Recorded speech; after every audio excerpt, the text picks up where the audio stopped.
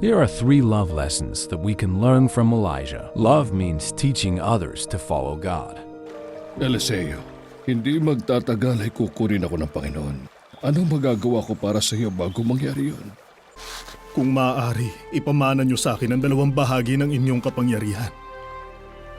Mahirap ang hinihiling mo. Gayunman, kapag nakita mo akong kinukuha mula sa inyo, mangyayari ang kahilingan mo.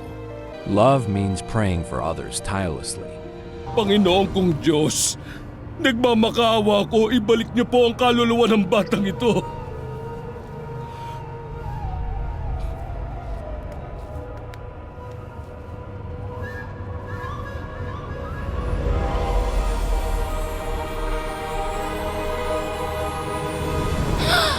Love means correcting others and leading them to do what is right.